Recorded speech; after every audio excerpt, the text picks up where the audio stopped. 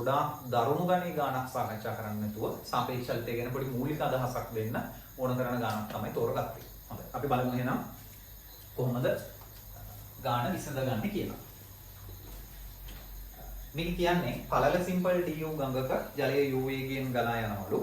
ජලයට සාපේක්ෂව v වේගයෙන් පිහිනිය හැකි මිනිසෙක් ගම් යුරට ලම්බව ගඟ හරහා චලනය වන පරිදි පිහිනයි. ගඟ තරණය කිරීමට මිනිසා ගන්නා කාලය තමයි අපි අහන්නේ. දැන් මේ වගේ අපි සාමාන්‍යයෙන් ගණන් හදනකොට සාපේක්ෂ චලිතයේ ගණන් වලදී ගංගාවක් කියලා කිව්වම ඒ ගංගාව ඇඳගන්නේ තිරස්ව. ඒක තමයි ගොඩක්ම පාවිච්චි වෙන ක්‍රමය. ගංගාව තිරස්ව ඇඳගෙන ඒ ගංගාව වම් පැත්තේ ඉඳලා දකුණු පැත්තට ගලා බහින කියලා තමයි අපි සාමාන්‍යයෙන් හිතන්නේ. දැන් සමහර ළමයි පුරුදු වෙලා තියෙනවද දන්නේ ගඟ මේ පැත්තට ගලා බහිනවාද? ඒකේ ප්‍රශ්නයක් නේ. මට හම්බෙලා තියෙන සමහර ළමයි ගංගාව මේ වගේ ඇඳලා මෙහෙම ගලා බහින විදියට අඳින ළමයි. හැබැයි සාමාන්‍යයෙන් මෙහෙම අඳින එක තමයි ගොඩක්ම කට්ටිය පාවිච්චි කරන සම්මත ක්‍රමය වෙන්නේ.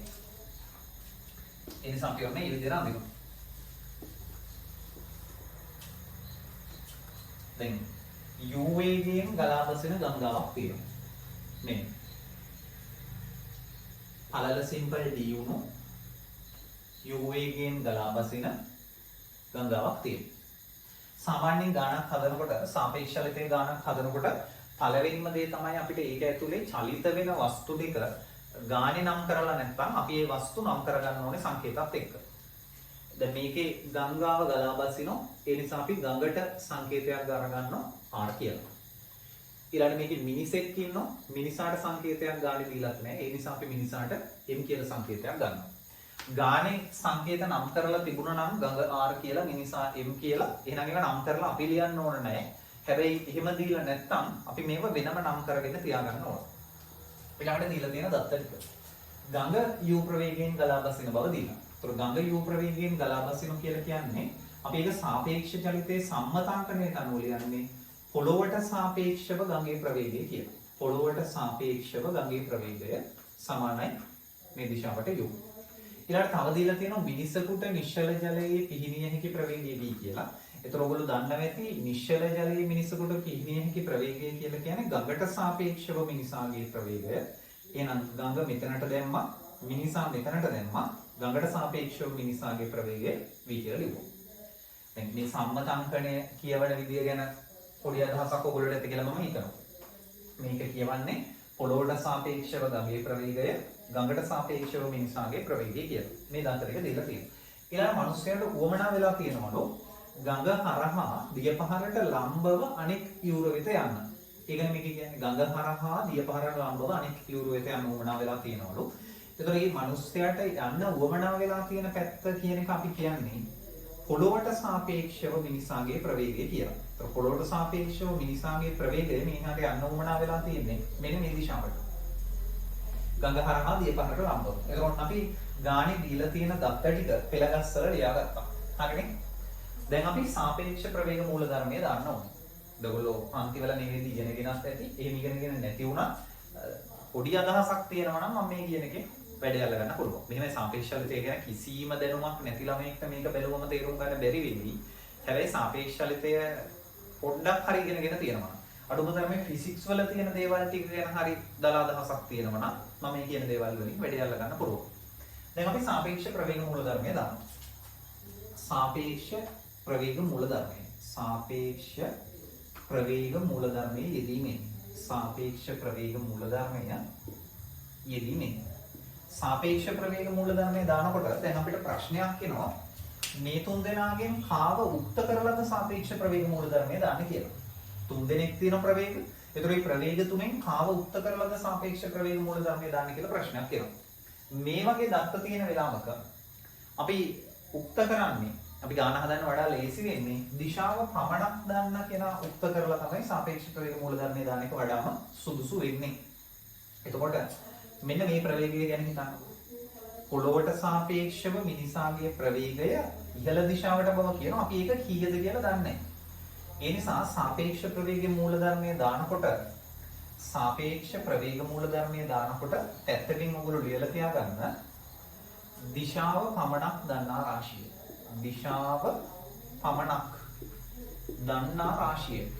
දිශාව පමණක් දන්නා රාශිය හෝ දිශාව නොදන්නා රාශිය. දිශාවවත් නොදන්නා රාශිය. නොදන්නා රාශිය උක්ත කළ යුතුය.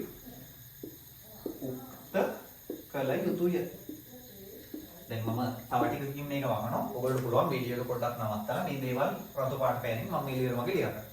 එතකොට දැන් මම මේ කියන්නේ සාපේක්ෂ ප්‍රේම මූලධර්මයෙන් පාවිච්චි කරලා ගානක් හදනකොට අපිට තේරෙන්නේ නැත්නම් උක්ත කරන්න ඕන කවුද කියලා දීලා තියෙන දත්ත ටික දිහා බලාගෙන යන්න. එතකොට මේකේ විශාලත්වයේ දිශාවයි දෙකම දන්නවා. මේකේ විශාලත්වය දන්නවා. මේකේ දිශාව විතරක් දන්නවා.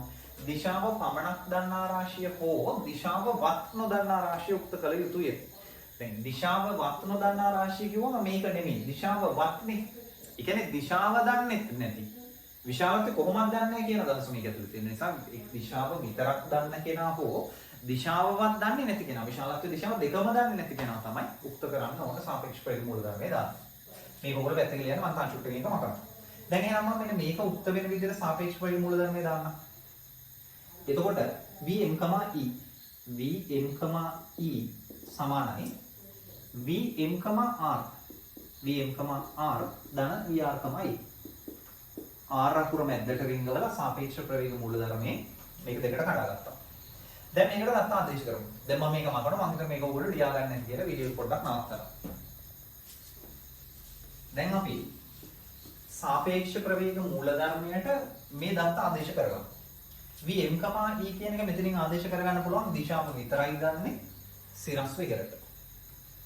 මේ සමාන ලකුණ Vm, R කියන්නේ ගානේ දීලා තියෙනවා V කියලා. V ධන R, E කියන්නේ මේක U. ඔන්න. දැන් අපිට මේක දැක්කම ඔයගොල්ලෝ මතක් වෙන්න ඕනේ මේක නිකන් එකතු කරගන්න බෑනේ. දැන් මේ මොන පැත්තටද තියෙන්නේ කියලා දන්නේ නැති V එකකට මේ පැත්තට තියෙන U එකක් එකතු කරගන්න බෑ. ඒතර එහෙම එකතු කරගන්න බැරි වුණාම අපි මේ වගේ වෙලාවට මේ ප්‍රවේග ත්‍රිකෝණයක් අඳින්නේ. එහෙනම් මෙන්න මේ දත්තවලට ගැලපෙන ප්‍රවේග ත්‍රිකෝණයක් අඳින්න ඕන. ඒතර ප්‍රවේග ත්‍රිකෝණයක් අඳිනකොට පියවර ටික ඔයගොල්ලෝ ඉගෙන ගන්න ඇති. පළවෙනි පියවර තමයි දැන් මම මේ පියවර ටික දෙන්නේ නැහැ මේක තීරපන්තියක් නෙමෙයි නිසා පළවෙනි පියවර තමයි විශාලත්වයේ පමණක් දන්නා රාශිය අරයි ලෙසගෙන වෘත්තයක් අඳින්න ඕන. දෙවෙනි පියවර තමයි විශාලත්වයේ සහ දිශාව දෙකම දන්න කෙනා වෘත්තයේ ඇතුලේ අඳින්න ඕන. තුන්වෙනි පියවර තමයි දිශාව පමණක් දන්න කෙනා අඳින්න ඕන කියන කොනම 1 2 3 දැම්මා. තීරපන්ති වල ඉගෙනගෙන තියෙන නිසා මේ දේවල් මතක් කරගන්නයි ඕන. දැන් ඔයගොල්ලෝ මේ වීඩියෝ එක බලලා ඉවර වෙලා ඔයගොල්ලන්ට මේ දේවලුත් බෑ වගේ නම් ඒවත් කියලා දුන්නා නම් හොඳයි වගේ නම් අපිට අනිත් පැත්තට ප්‍රතිචාරයක් දෙන්න පුළුවන්. සර් මේවත් කියලා දුන්නා නම් හොඳයි. අපි ඒවත් දන්නේ නැහැ කියන එක. හරි. දැන් අපි මේ ගන්න පළවෙනි පියවර තමයි විශාලත්වයේ පමණක් දන්නා රාශිය අරය ලෙසගෙන වෘත්තයක් ඇඳීම. ත්‍රෝල් ඕන ලියා ගන්නත් පුළුවන් මම මේ කියන අතරේ. පළවෙනි පියවර තමයි විශාලත්වයේ පමණක් දන්නා රාශිය අරය ලෙසගෙන වෘත්තයක් ඇඳීම. එහෙනම් V අරයක් තියෙන වෘත්තයක් අඳින්න ඕන. ඔන්න V අරයක් තියෙන වෘත්තයක් අඳින්න තමයි ලෑස්ති වෙන්නේ. ඔන්න පළවෙනි පියවර සම්පූර්ණ කරා. V අරයක් තියෙන වෘත්තයක් ඇඳලා. ඊළඟ දෙවෙනි පියවර තමයි විශාලත්වය සහ දිශාව දෙකම දන්න කෙනා කේන්ද්‍රයෙන් ඉවර වෙනසේ ඇඳීම. දැන් විශාලත්වයේ දිශාවයි දෙකම දන්නේ මේකේ. එහෙනම් ඒක අඳින්න ඕනේ මේ වෘත්තය ඇතුලේ. මේ වෘත්තය ඇතුලෙන් අඳින්න ඕනේ කේන්ද්‍රයෙන් ඉවර වෙනකම්. දැන් වෘත්ත කේන්ද්‍රය මෙතන කියලා හිතන්නකෝ. දැන් වෘත්තයක් ඇඳගත්තා. අරය V දෙන. දැන් මෙන්න මේක වෘත්තය ඇතුලේ අඳින්න ඕන කේන්ද්‍රයෙන් ඉවර වෙන්න. කේන්ද්‍රයෙන් පටන්ගෙන අඳිනව නෙමෙයි. මේක කේන්ද්‍රයෙන් ඉවර වෙන විදිහට අඳින්න ඕන. ඒක කේන්ද්‍රයෙන් ඉවර වෙන විදිහට අඳින්න නම් මෙහෙම අඳින්න එපා. මෙහෙම ඇඳලා මේ පැත්තට ඉතලේ දැම්මම අන්න ඒක කේන්ද්‍රයෙන් ඉවර වුණා. අපි ඒකට U කියලා දාමු. දැන් කවුරු ළමයි අහන්න පුළුවන්. ඇයි සර් ඉතින් ඒක ඇතුලෙන් ඇන්දේ? අපි දන්නේ නැහැනේ U ද V ද ලොකු කියලා. ඒක ගානේ අන්තිම කොටසේ තැනක අහනවා. U ද V ද ලොකු කියලා අපි දැනට U පොඩියට අඳිමු. හරි. ඊළඟ එක ඇඳලා මම කියන්නම් ඇයි U පොඩියට ඇන්දේ කියලා. දීලා නැහැ U ද V ද ලොකු කියලා. අපි නිකන් U පොඩි කියලා හිතලා ඔන්න දෙවෙනි පියවරත් ඇඳගත්තා. ඊළඟ තුන්වෙනි පියවර. තුන්වෙනි පියවර සමාන ලකුණින් අනිත් පැත්තේ තියෙන්නේ. එහෙනම් අපි සමාන ලකුණින් අනිත් පැත්තට එන්න ඕන. සමාන ලකුණින් අනිත් පැත්තට එනවා කියන්නේ මේක ආයෙ පටන් ගන්න උතරට එන්න ඕන. දැන් අපි මෙතන ඉඳලා මෙතෙන්ට ගියානේ. කේන්ද්‍රයෙන් ඉවර වෙන්න ඇඳලානේ. කේන්ද්‍රයෙන් ඉවර වෙන්න ඇඳපු එක දැන් ඉවරයි ඒක ඇඳලා සමාන ලකුණින් අනිත් පැත්තේ තියෙන කෙනා දැන් අඳින්න යන්නේ. එහෙනම් ආයි මේක පටන් ගත්ත තැනට එන්න. සමාන ලකුණින් අනිත් පැත්තට පනිනවා කියන්නේ ආයි මේක පටන් ගත්ත තැනට එනවා. ඒක පටන් ගත්ත තැනට ඇවිල්ලා දැන් අපි අඳිනවා මෙන්න මේ දිශාවට රේඛාවක්. මේක ඊතලයේ තියෙන සිරස්ව ඉහළට ඒ නිසා මෙතනින් පටන්ගෙන සිරස්ව ඉහළට රේඛාවක් අඳිනවා. මේ සිරස්ව ඉහළට රේඛාවක් යනවා. ඒ රේඛාවේ දිග කීයක්ද කියලා අපි දන්නේ නැහැ. මේ බලන එක විශාලත්වය දන්නේ නැහැ. දිශාව විතරයි දන්නේ. ඒ නිසා ඒකට නිකන් ඊතලයක් විතරක් දාලා තියෙනවා. අපි ඒක විශාලත්වය දන්නේ නැහැ. ඊළඟට අන්තිම පියවර දැන් පළවෙනි දෙවෙනි තුන්වෙනි පියවර වලට ඉවරයි. අන්තිම පියවර තමයි වෘත්ත කේන්ද්‍රය සහ මෙන්න මේ ඇඳපු රේඛාව වෘත්තය හමුවන ලක්ෂ දෙක යා කරගන්න එක. මෙන්න මේ විදිහට මේ දෙන්නේ යා කරලා. යා කරලා ඒකට ඊතලයක් දාන්නේ. දැන් ඒකේ දිශාව දන්නේ නැහැ. ඒ නිසා මෙතන ඊතලය දාන්න ඕන මොන දිශාවටද කියලා දන්නේ නැහැ. අපි ඒකට ඊතලය දාන්න ඕන හැමතිස්සෙම ඕනම වෙලාවක මේ විදිහට ප්‍රවේග ත්‍රිකෝණයක් ඇද්දාම මේකට ඊතලය දාන්න ඕන කේන්ද්‍රයෙන් ඉවතට, කේන්ද්‍රයෙන් එළියට. කේන්ද්‍රයේ ඉඳලා එළියට යන විදිහට තමයි මේකට ඊතලය දාන්න ඕන. ඒතර ඒක බලන්න වෘත්ත අරය නේද කියලා. මෙතන තියෙන වෘත්ත කේන්ද්‍රය. මෙතන තියෙන වෘත්තයේ පරිධිය. එතකොට මෙතනයි යා කරාම මේ තියෙන වෘත්ත අරය. වෘත්ත අරය කියන්නේ V. අන්න. දැන් මේක අපි දන්නේ නැති එක්කෙනෙක්. නේ? ඒක තමයි මේ දිශාව විතරක් දැනගෙන ඉඳපු කෙනා. ඒ කියන්නේ Vm, E. දැන් අපිට මේ ත්‍රිකෝණය පාවිච්චි කරලා Vm, E හොයා ගන්න පුළුවන් නේ. Vm, E. අපි දන්නේ නැහැ. හැබැයි මේ ත්‍රිකෝණයෙන් අපිට හොයා ගන්න පුළුවන් කමක් තියෙනවා. දැන් මම ඔයගොල්ලන්ට මෙතනදිම කියන්නම් චුට්ටක් මේක අපි U පොඩියට ඇඳේ ඇයි කියන එකත් ඒක මම පැහැදිලි කරගෙන යමු. නිකමඩින් ගන්න V අරයක් තියෙන වෘත්තයක් ඇඳලා. කවුරු හරි ළමෙන් U ලොකු ඇති V ට වඩා කියලා හිතලා මෙහෙම වෘත්තයෙන් පිට ඉඳලා පටන්ගෙන මෙහෙම කේන්ද්‍රයෙන් ඉවර වෙන්න U ඇඳනම්. අපි මේ ඇඳලා තියෙන සටහනේ හිතලා තියෙන්නේ U කුඩයි V කියලා. දැන් මේ අඳින සටහන මම මේ කතා කරන්නේ U විශාල නම් V ට වඩා කියලා. U විශාලයි නම් V ට වඩා. U විශාලයි නම් V ට වඩා. එතකොට මේ විදිහටනේ U අඳින්න වෙන්නේ. කේන්ද්‍රයෙන් ඉවර වෙන්න U අඳින්න නම් මේ විදිහට අඳින්න ඕන. එළිය ඉඳලා පටන්ගෙන U අඳින්න ඕන. එළිය ඉඳලා පටන්ගෙන U ඇඳලා හරි දැන් මේක ඉවර කරා කියමු. සමාන ලකුණින් අනිත් පැත්තට එනවා. සමාන ලකුණින් අනිත් පැත්තට ඇවිල්ලා මෙතනින් පටන්ගෙන සිරස් වියලට රේඛාවක් අඳිනවා. දැන් ඒ අඳින රේඛාව වෘත්තයට හමු වෙන්නේ නැහැ කොහෙදවත්. ඒ අඳින රේඛාව වෘත්තයට හමු වෙන්නේ කොහෙදවත්. වෘත්තයට හමු වුණාමනේ එතනයි කේන්ද්‍රය යා කරලා ත්‍රිකෝණය සම්පූර්ණ කරගන්න. එහෙනම් මෙහෙම යන්දම ත්‍රිකෝණයක් සම්පූර්ණ කරගන්න වෙන්නේ. ඇයි මේ රේඛාව කොහෙන්ද නවත්තන්නේ? නවත්තන්න තැනක් නැහැ නේ. වෘත්තය හමු වුණාමනේ මේ රේඛාව අඳින එක නවත්තන්නේ අපි. හැබැයි දැන් මේ වෘත්තයට පිටින් යන්දම මේකට වෘත්තය හමු වෙන්නේ නැහැ නේ. දිගට මැදන් යන්න වෙනවා නවත්තන්න තැනක් නැති වෙනවා. ඒ නිසා මෙහෙම ඇද්දම ප්‍රවේග ත්‍රිකෝණයක් පවතින්නේ නැහැ කියලා අපි කියන්නේ. ඒ නිසා තමයි අපි මෙහෙම ඇද්දේ ප්‍රවේග ත්‍රිකෝණයක් තියෙන්නේ නැහැ. නැත්නම් වැඩේ වෙන්නේ නැහැ. ඒ නිසා මොන මේ විදිහට අදගන්නවා. හරි. ඊළඟට දැන් අපි Vm, E හොයාගන්න හදනවා. Vm, E කියන්නේ පොළොවට සාපේක්ෂව මනුස්සයෙක් ප්‍රවේගය. දැන් මේක ඍජුකෝණීය ත්‍රිකෝණයක් නිසා අපිට ගේමක් නැතුව Vm, E හොයාගන්න පුළුවන්. Vm, E Vm, E සමානයි පයිතගොරස් ප්‍රමේයට අනුව මේකයි වර්ග කරාම මේකේ වර්ගය හැදෙනවා වගේ මේකේ වර්ගය අඩු කරාම මේකේ වර්ගය හැදෙනවා. එහෙනම් එන V වර්ග ඍණ U වර්ගයේ වර්ගමූලය කියන පයිතගොරස් ප්‍රමේය දාලා අපිට එකපාරම හොයාගන්න පුළුවන්කම තියෙනවා. ඒතර මේක තමයි මනුස්සයා පොළොවට සාපේක්ෂව ගඟ දිගේ යන ප්‍රවේගය. ඔක තමයි මනුස්සයා යන ප්‍රවේගය. දැන් අපි අහන්නේ මනුස්සයාට ගඟෙන් එතර වීමට කොච්චර කාලයක් ගත වෙනවද කියලා. දැන් අපි හිතමු මිනිස්සයා ගඟෙන් එතර වීම කියන්නේ මොකක්ද කියලා බලන්නකො. මිනිසා ගඟෙන් එතර වීම. මිනිසා ගඟෙන් එතර වීම කියන එක මම මෙහෙන් ඇඳලා පෙන්නනොත් එහෙම මෙන්න මේ වගේ වැඩක් එතන තියෙනවා. දැන් හිතන්න මිනිස්සයා මෙතන ඉන්නවා. ගඟ මෙහෙට ගලනවා. U වේගෙන් ගඟ මෙහෙට ගලනවා. දැන් මිනිස්සයාට යන්න ඕනෙලු ගඟෙන් එතර වෙන්න ඕනෙලු හරියටම දිය පහරට ලම්බව පිහිනමින් තමයි ගඟෙන් එතර වෙන්න ඕනේ. ඒ කියන්නේ මිනිස්සයා දැන් කැපිටල් A කියලා තැනක ඉන්නවා නම් මනුස්සයට ගොඩ බහින්න ඕනේ කැපිටල් B කියන තැන. නේ? ගොඩ බහින්න ඕනේ B කියන තැන. හරිද? එතකොට දැන් ගඟ මෙහෙට ගලන නිසා මනුස්සයා මෙහෙට පීනුවොත් මනුස්සයා දෙහි ගොඩ බහින්න බෑ. ගඟ ජල පහරකින් මිනිස්සා මනුස්සයා ඇදගෙන ගිහිල්ලා මෙන්න මෙහෙ කන යනවා. ඒ නිසා දැන් ඔයගොල්ලෝ නිකන් ප්‍රායෝගිකව හිතුවම තේරෙනෝනේ මනුස්සයා මෙහෙ පීනුවොත් එහෙම ගඟේ දිය පාරත් එක්ක ඇදිලා ගිහිල්ලා මෙහෙන් තමයි ගොඩ බහින්න වෙන්නේ. ඒ නිසා මනුස්සයලා මෙහෙට ගොඩ බහින්න ඕන නම් මේ රේඛාව දිගේ යන්න ඕන නම් මනුස්සයා දැනගන්න ඕන පොඩ්ඩක් මේ පැත්තට ආනතව පීනන. මෙහෙට try කරාම අර ගඟේ ප්‍රවේගයෙන් දෙන තල්ලුවත් එක්ක එකතු වෙලා මෙහෙට යන්න පුළුවන්කම තියෙනවා. තේරුණානේ? එතකොට මෙන්න මේක තමයි ඔය ප්‍රවේග ත්‍රිකෝණේ මේ තියෙන්නේ. දැන් මේ බලන්න මේ තියෙන්නේ. මිනිස්සයා පීනන්න උත්සාහ කරන දිශාව මේ තියෙන්නේ. ඒතර මිනිස්සයා පීනන්න උත්සාහ කරන දිශාව ඊළඟ ගඟෙන් මිනිස්සයාට දෙන තල්ලුව. එතකොට මිනිස්සයා පීනන්න උත්සාහ කරන දිශාවයි ගඟේ ප්‍රවේගය එකතු වෙලා අන්තිමට හැදෙන සංප්‍රයුක්ත ප්‍රවේගය. මම මේක පැහැදිලි කරන්නම්. මේ හිතන්න. දැන් මේ පැත්තට ගලා බසින ගඟක් තියෙනවා. u ප්‍රවේගය කියන්නේ. මිනිස්සයා ඔය ගඟ හරහා මේ දිශාවට පීනන්න උත්සාහයක් ගන්නවා. මෙන්න මෙහෙම. එතකොට මේ දෙන්නගේ සංප්‍රයුක්තය නිකන් මේ වගේ පැත්තකට හැදෙන්න පුළුවන් මේ ඇත්තට.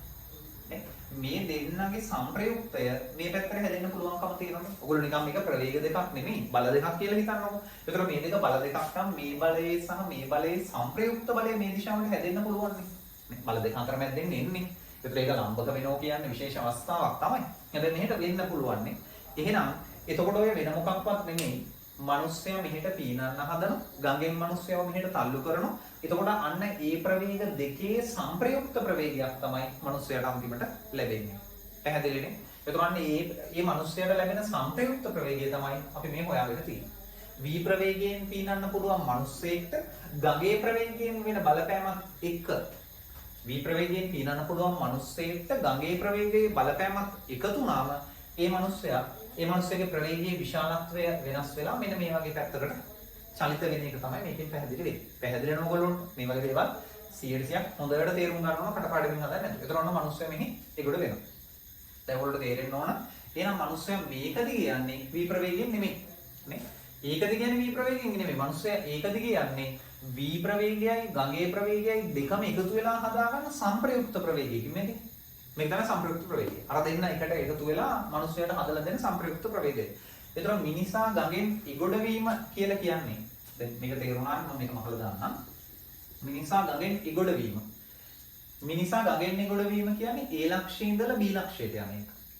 ඒතර A ලක්ෂයේ ඉඳලා B ලක්ෂයට යන්න ගත වෙන කාලය හොයන්න පුළුවන් අපිට A වල ඉඳලා B ට තියෙන දුර AB දිගේ යන ප්‍රවේගයෙන් බෙදුවා. ඔයගොල්ලෝ හැමෝම දන්නවනේ කාලය සමානයි දුර බෙදීම වේගය කියන සමීකරණය. T සමානයි S බෙදීම U අණුව.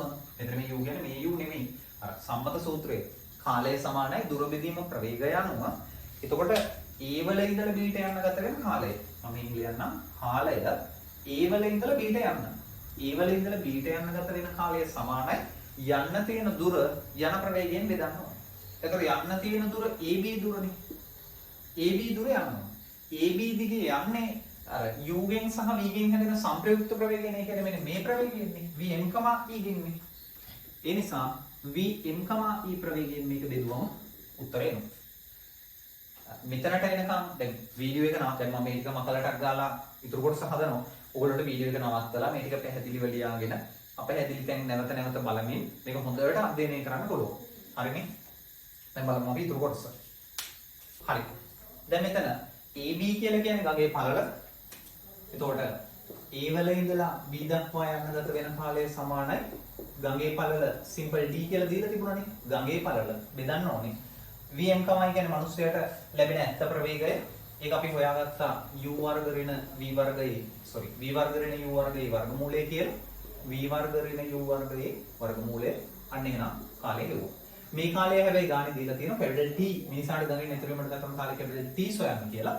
ඒ නිසා අපි අන්තිම උත්තරේ මේක වෙනුවට කැපිටල් T කියලා දාලා කැපිටල් T ට උත්තරේ ලියමු. කැපිටල් T සමානයි d බෙදීම v වර්ග ඍණ u වර්ගයේ වර්ගමූලය. මේ ගානේම තව කොටසක් තියෙනවා. ඒවා මිනිසාට සිම්පල් d දුරක් ඉවුරට සමාන්තරව උඩුගම් බලා පිහිනා ආපසු ආරම්භක ස්ථානයේ පිහිනීමට ගත වන කාලය මේක බව පෙන්වන්න. අන්තිමට මහාන ඊට වඩා විශාල වියුත්තේ ඇයි කියලා. ඒකට උත්තරේ මම වේලාසනම කියලා තියෙනවා. අපි බලමු. දැන් මේ මිනිස්සයාට උවමනා වෙලා තියෙනවලු ගඟ දිගේ උඩුගම් බලා ගොස් නැවත ආරම්භක ලක්ෂයට පැමිණෙන්න. අපි මේ දේවල් ඔක්කොම කළා දාමු දැන්. දැන් ආපහු සැරයක් ගංගා දිගු ගඟේ මිනිස්සු වෙන විදිහකට චලිත වෙන්න හදනවා. මේ බලන්න. දැන් මෙහෙම මෙන්න ගඟ. දැන් මේ මිනිස්සයාට උවමනා වෙලා තියෙන ගඟ දිගේ උඩහට ගිහිල්ලා ආපහු වෙන්න. දැන් සාමාන්‍යයෙන් ගඟක උඩුගම් බලා පිහිනනවා කියලා කියන්නේ ගඟක උඩුගම් බලා පිහිනීම කියලා කියන්නේ ජලය ගලන දිශාවට ප්‍රතිවිරුද්ධ අතර පිහිනීම තමයි උඩුගම් බලා පිහිනීම කියලා කියන්නේ. ගඟ පහළට පිහිනීම කියලා කියන්නේ ජලය ගලන දිශාවටම පිහිනීම. දැන් මේ මනුස්සයර යන්න ඕන වෙලා තියෙන්නේ උඩුගම් බලානේ. යුරට සමාන්තරව උඩුගම් බලා පිහිනා ආපසු ආරම්භක ස්ථානයට පැමිණෙන්න උවමනා වෙලා තියෙනවා. ඒක සිම්පල් d දුරක්මයි යන්නේ. එහෙනම් අපි මෙහෙම හිතමු. හිතන්න මේ වගේ ඔන්න මේ වගේ තැනක මිනිස්සු ඉන්නවා. අපි හිතමු C කියලා තැනක්. එතන ඉඳලා මිනිස්සුන්ට යුරට සමාන්තරව ගඟ දිගේ උඩමට d දුරක් යන්න ඕනේ. එතකොට එතන තියෙන ලක්ෂය කැපිටල් D කියලා මේ යන්න තියෙන දුර d. මිනිස්සුම යන්නේ u ප්‍රවේගයෙන් ගලා බසින ගඟක් දිගේ. හරි. දැන් අපි කල්පනා කරන්න ඕන දේවල් ටිකක් තියෙනවා.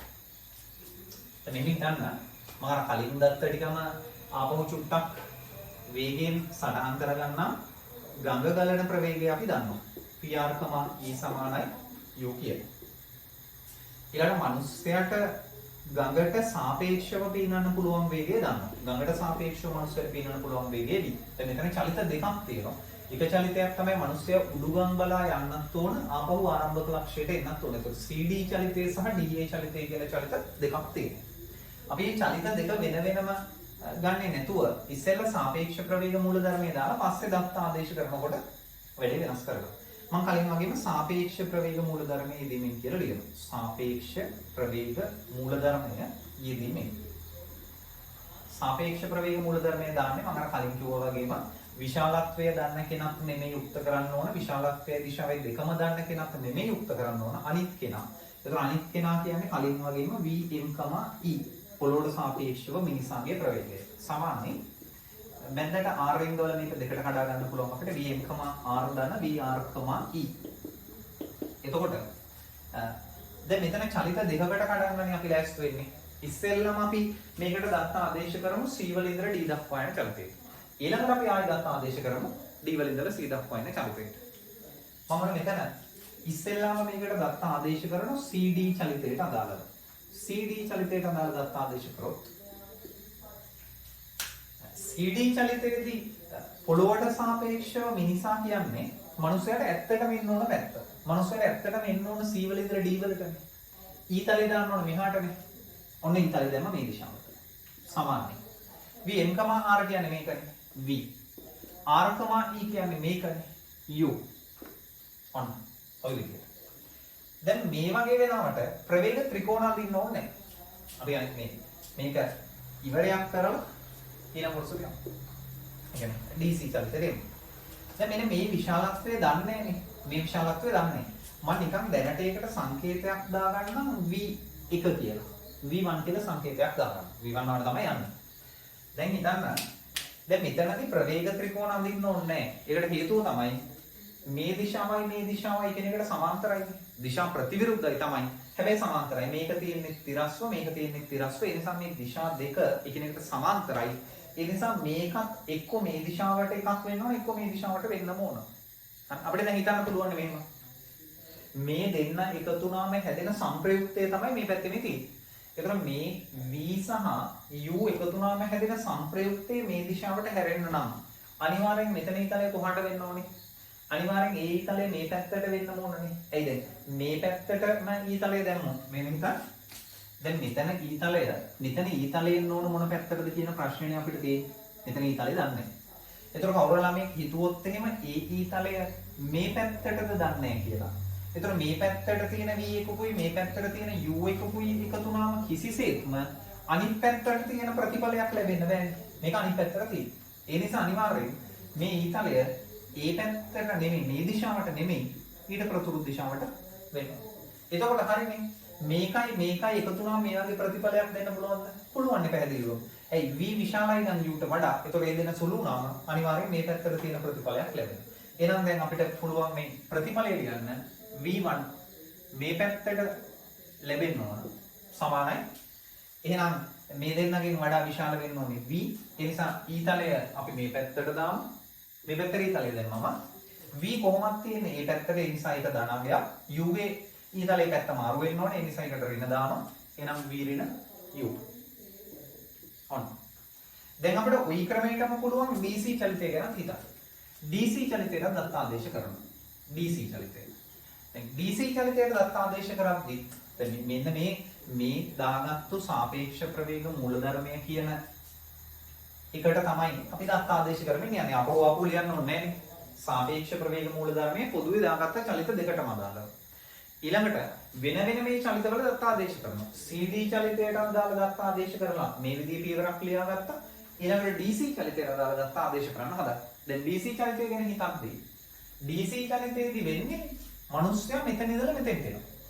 මෙතන ඉඳලා මෙතෙන්ට එනවා නම් මිනිස්සයාගේ පොළොවට සාපේක්ෂ ප්‍රවේගයේ දිශාව වෙන්න ඕන මේ දිශාව. ඒකෙත් විශාලත්වය දන්නේ නැති නිසා මම මේ V2 කියලා දාගන්නවා. සමානයි. ඊළඟට Vm,R කියලා කියන්නේ M,R කියන්නේ මේකම තමයි. V. ඒකෙත් උන දිශාව දන්නේ නැහැ තාම. දිශාව දන්නේ නැහැ. ඊළඟට ධන R,යි කියන්නේ ගංග ගලන දිශාව. ඒක වෙනස් වෙන්නේ නැහැ නේ. මිනිස්සයා කොහේ පීනුවත් ගංග ගලන්නේ මේ දිශාවටම තමයි. හරි. දැන් මේක හිතන්න පුළුවන් නේ අපිට. දැන් මෙතනදී ළමයි තර්ක කරන්න පුළුවන්. හරි මේ දිශාවට ප්‍රතිඵලයක් ලැබෙන්න නම් මේකත් u ඇත්ත. එතකොට මෙතන ඊතලය මේ පැත්තට දැම්මත් මේව ප්‍රතිඵලයක් ලැබෙන්න පුළුවන් නේද? එහෙම නැත්නම් මේ ඊතලය මේ පැත්තට දැම්මත් මේ විදිහේ ප්‍රතිඵලයක් ලැබෙන්න පුළුවන් නේද කියලා අපිට තර්ක කරන්න පුළුවන්. ඇත්ත තර්කයක් නේ. සාධාරණයි. හැබැයි අපි දැනගන්න ඕන මේ පැත්තට චලිත වෙන්න උවමනාවක් තියෙන ළමයි කවදාවත් මෙහෙ පීනලා වැඩක් නැහැ නේ. මේ පැත්තට නම් චලිත වෙන්න උවමනාව තියෙන දකුණු දිශාවට චලිත වෙන්න උවමනාව තියෙන ළමයි කවදාවත් වමට පීනලා වැඩක් නැහැ. ගඟ ගලන්නේ දකුණට නම් අපිත් දකුණට පීනවම හරි. ඒ නිසා මෙතන දිශාව වෙන්න ඕනේ අනිවාර්යයෙන්ම මෙන්න මේ දිශාව. එතකොට මේ දෙන්න එකතු වුණාම V2 සමානයි මේ පැත්තට ප්‍රතිඵලයක් ලැබෙනවා. මේ පැත්තට ඊතලය දාන්න මේ ඊතලයේ තියෙන්නේ ඒ පැත්තට මේ ඊතලයේ තියෙන්නේ ඒ පැත්තට ඒ නිසා දෙන්නම එකතු වෙනවා V ධන U කියලා. හරි. එතකොට දැන් ඔයගොල්ලෝ බලાવી ඇයි එතකොට මේකට ත්‍රිකෝණයක් අඳින්න ඕන නැත්තේ? සමහර වෙලාවට මේවට ත්‍රිකෝණ අඳින්න කියලා දීලා තියෙනවා. එතකොට ත්‍රිකෝණ අඳින්න ඕනේ නැහැ මේවට. ඇයි? ත්‍රිකෝණයක් අඳින්න දෙයක් නැහැ. ප්‍රවේග දෙකක් සමාන්තර නම් අනිවාර්යයෙන්ම ඉතිරි ප්‍රවේගයත් ඒවට සමාන්තරවමයි ලැබෙන්නේ. ඔයගොල්ලෝ බල පද්ධති පාඩමේ කියලා දීලා ඇති. සමාන්තර බල දෙකක් තියෙනවා නම් සජාතීය සමාන්තර බල නම් ඒවා එකතු වෙනවා. විජාතීය සමාන්තර බල නම් ඒවා අඩු වෙනවා. ඒතර ප්‍රවේගත් ඒ වගේම තමයි ওই දෛශික ගැනනේ කියන්නේ. ඒතර මේවා දෛශික. මේ දිශාවට තියෙන ප්‍රවේග දෙකක් එකතු කරන්න පුළුවන් සරලව ත්‍රිකෝණ අඳින්නේ නැතුව. මේ දිශාවට තියෙන ප්‍රවේග දෙකක් වුණත් එකතු කරන්න පුළුවන් ත්‍රිකෝණ අඳින්නේ නැතුව. ඒතර දිශාව වෙනස් නම් මැද ලකුණු ඍණ වෙන්නේ නැහැ.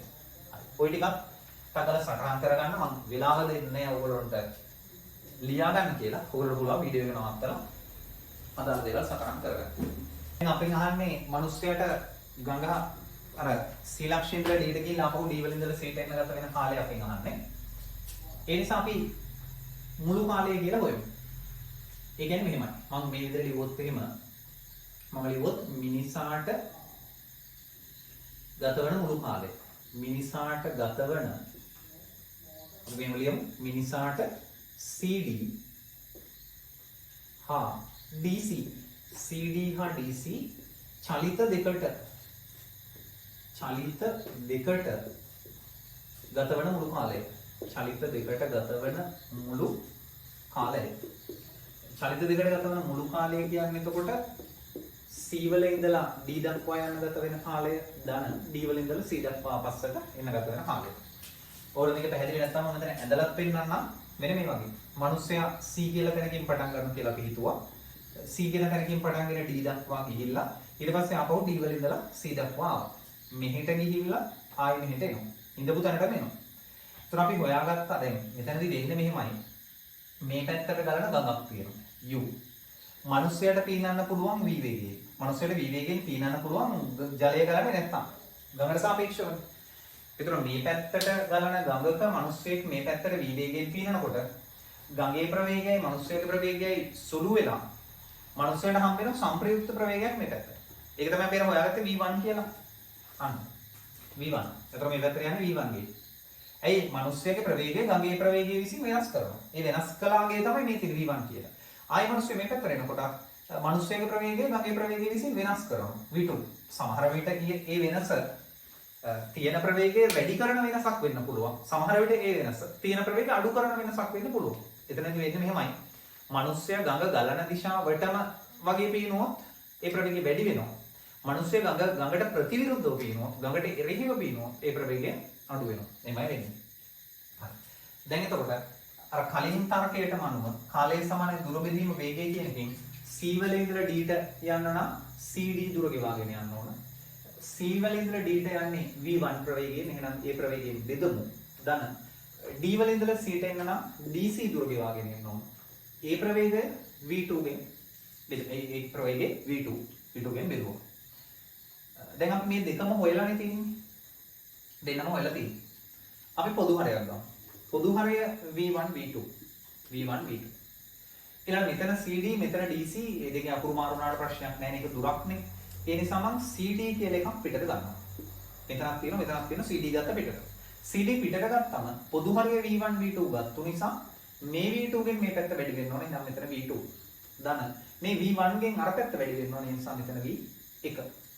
cd කියන්නේ අර මනුස්සය මේ ඉනපු දුර. සිම්පල් d දුරක් පිනන බවනේ ගන්න කියලා තිබුණේ. ඒ නිසා ඒක සිම්පල් d. v2 කියන එක අපි හොයාගත්තා u ධන v කියලා. v ධන u. v1 කියන එකත් අපි හොයාගත්තා v ඍණ u කියලා. ඊළඟට බෙදීම v1 v2 කියලා කියන්නේ මේ දෙන්නගේ ගුණිතය. v ධන u v ඍණ u ගේ වැඩි වෙන්න ඕන.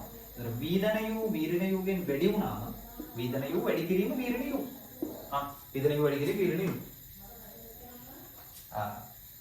දැනුත් ඔන්න මට ඉඩ මදි වෙනවා. ඒ නිසා මම මේ ටිකම කළා. ආපෝස්තරයක් සටහන මේ පැත්තට ගන්නවා.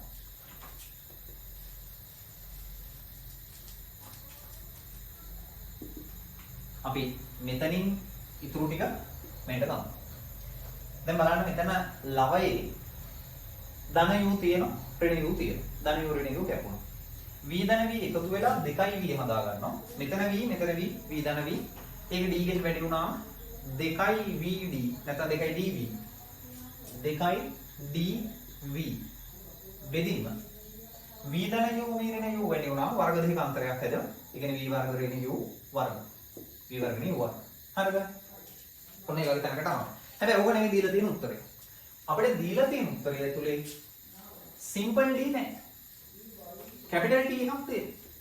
එහෙනම් අපිට ඕක සිම්පල් d අයින් කරලා උතරට කැපිටල් T එකක් දාගන්න පුළුවන් නේ. කලින් ගත්ත උත්තරේ ආපෞසරයක් කියයි. අපි කලින් කැපිටල් T හෙව්වා. මෙන්න බලන්න. අපි කලින් කැපිටල් T හෙව්වා. කැපිටල් T සමානයි සිම්පල් d බෙදීම v වර්ග ඍණ u වර්ගයේ මූලය කියලා හෙව්වා. සිම්පල් d බෙදීම v වර්ග ඍණ u වර්ගයේ වර්ග මූලය කියලා කලින් හොයලා තියෙනවා. දැන් අපිට උතනින් පුළුවන් d උක්ත කරගන්න. මෙතන d උක්ත කරන්න. සිම්පල් d සමානයි මේක හරස් ගුණිතයෙන් මෙහි එනවා නම් හරි. ඒතර කැපිටල් T වැඩි කිරීම වර්ගමූලයේ ඇතුලේ v වර්ග ඍණ u වර්ග. මෙන්න මෙහෙම එකක් හොයාගත්තා. අන්න ඒ හොයාගත්තු සිම්පල් d ව ගෙනල්ලා මෙතන තියෙන සිම්පල් d ට ආදේශ කරමු. දැන් මෙතනට ආදේශ කරාම දෙක දැන් අපි සිම්පල් d පස්සේ ලියමු. දැනට මේ ටික ලියාගමු.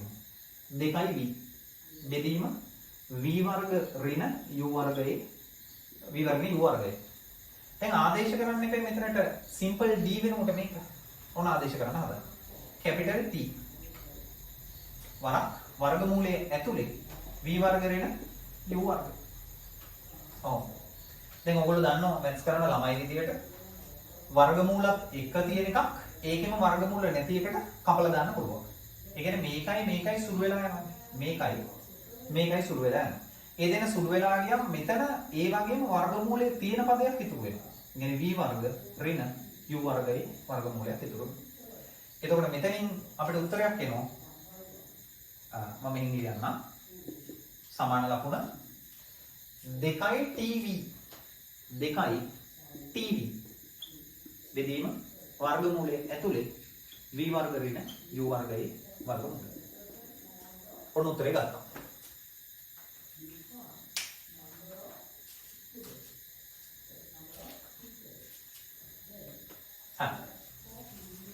දැන් අන්තිම කොටසට උත්තරේ මම කලින්ම පැහැදිලි කරලා තියෙන්නේ. හැබැයි අවසරයක් කියලා දෙනම් අපි ඒක ලිව්වේ නැහැ පැහැදිලි කරන්න. ගානේ අපෙන් අහනවා u ට වඩා v විශාල විය යුත්තේ ඇයි? u ට වඩා v විශාල විය යුත්තේ ඇයි කියන එක අපිට ක්‍රම කීපයකට කියන්න පුළුවන්. අපි මෙහෙම ලියමු. අපි කැපිටල් T උත්තරයක් හොයාගෙන තියෙනවා. T සමානයි සිම්පල් d බෙදීම වර්ගමූලයේ ඇතුලේ v වර්ග ඍණ u වර්ගය කියලා. එතකොට හදිස්සියවත් u ට වඩා v විශාල නොවුන නම් එහෙම ඒ කියන්නේ v පොඩි නම් u ට වඩා එහෙනම් මේක සුළු නාමක වලට තේරෙනවා වර්ගමූලය ඇතුලේ ඉන්නේ ඍණාගයක්. ඒතර වර්ගමූලය ඇතුලේ ඍණාගයන් එනකොට අපි ඒවට කියන්නේ අතාත්විකගයන් කියලා. එහෙම වුණාම කාලය අතාත්වික වෙනවනේ. එහෙම නැත්නම් අර මිනිස්යාගේ ප්‍රවේගය අතාත්වික වෙනවනේ. ඒ නිසා මිනිස්යාට තාත්වික ප්‍රවේගයක් තියෙන නම් අනිවාර්යෙන් u ට වඩා v විශාල වෙන්නම ඕනේ. අපි ඒක ලියන්නේ මෙහෙමයි. vm, e කියන්නේ පොළොවට සාපේක්ෂව මිනිස්යාගේ ප්‍රවේගය සඳහා